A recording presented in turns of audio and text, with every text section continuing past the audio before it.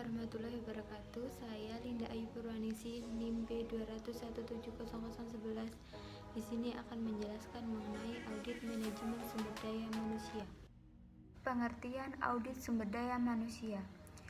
Audit sumber daya manusia adalah penilaian aktivitas personil yang digunakan dalam organisasi yang dilakukan pada suatu divisi atau secara keseluruhan pada perusahaan.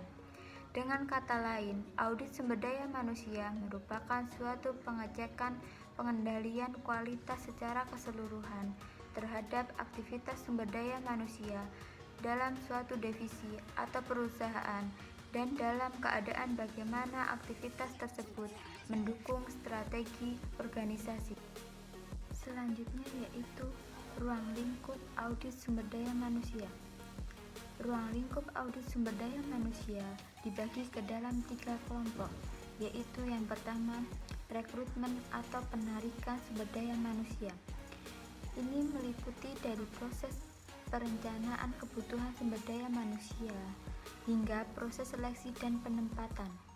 Yang kedua, pengelolaan atau pemberdayaan sumber daya manusia meliputi semua aktivitas pengelolaan sumber daya manusia setelah ada di perusahaan, dimulai dari pelatihan dan pengembangan sampai dengan penilaian kinerja pegawai. Yang ketiga, pemberhentian atau pemutusan hubungan kerja atau PHK. Ini meliputi mengundurkan diri maupun pemecatan akibat pelanggaran aturan perusahaan atau disebabkan pegawai memasuki usia pensiun. Selanjutnya yaitu manfaat audit sumber daya manusia. Yang pertama, mengidentifikasi kontribusi-kontribusi Departemen Sumber Daya Manusia terhadap perusahaan. Yang kedua, meningkatkan citra profesional Departemen Sumber Daya Manusia. Yang ketiga, memperjelas tugas-tugas dan tanggung jawab Departemen Sumber Daya Manusia. Yang keempat, menstimulasi keragaman kebijakan dan praktik-praktik sumber daya manusia. Yang kelima, mendorong tanggung jawab dan profesionalisme yang lebih besar di antara karyawan Departemen Sumber Daya Manusia. Yang keenam, menemukan masalah-masalah sumber daya manusia yang kritis. Yang ketujuh, menyelesaikan keluhan-keluhan dengan berpedoman pada aturan yang berlaku. Yang kedelapan, mengurangi biaya-biaya sumber daya manusia melalui prosedur yang efektif. Selanjutnya yaitu fungsi audit sumber daya manusia. Fungsi audit secara umum dapat dikategorikan ke dalam 3 bidang, yaitu manajemen audit merupakan penilaian yang dilaksanakan secara sistematis dan independen, berorientasi ke masa depan terhadap keputusan dan kebijakan yang dilakukan oleh manajemen yang bertujuan untuk meningkatkan kualitas sumber daya manusia melalui perbaikan pelaksanaan fungsi manajemen. Yang selanjutnya yang kedua, operasional audit merupakan suatu kegiatan penilaian yang sistematis, dilaksanakan secara objektif dan independen, berorientasi atas masa depan untuk semua kegiatan yang ada dalam suatu perubahan, yang utamanya dalam bidang sumber daya manusia.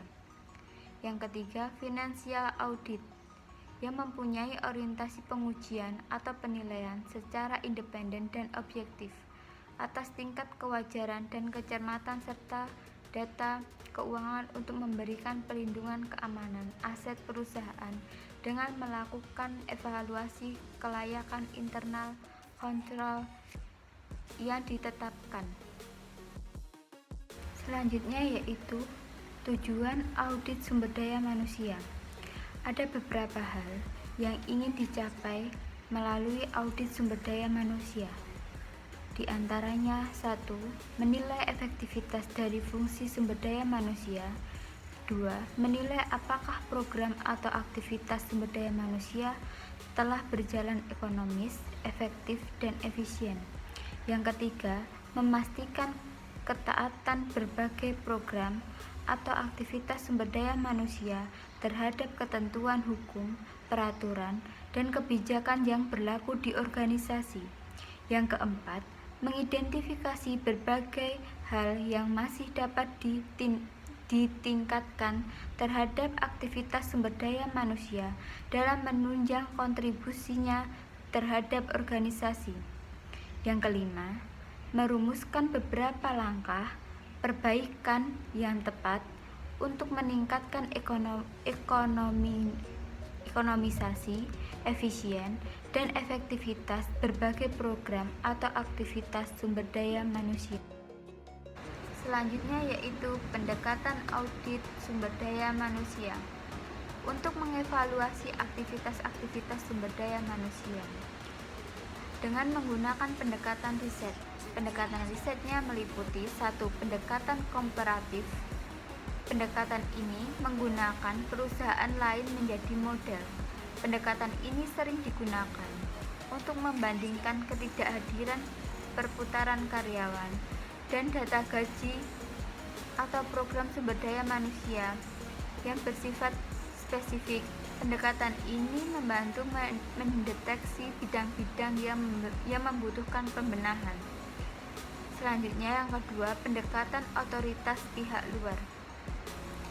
Tim audit sumber daya manusia bergantung pada keahlian konsultan dari luar atau temuan-temuan riset yang dipublikasikan sebagai suatu standar terhadap aktivitas-aktivitas atau program sumber daya manusia yang dievaluasi. Standar ditentukan oleh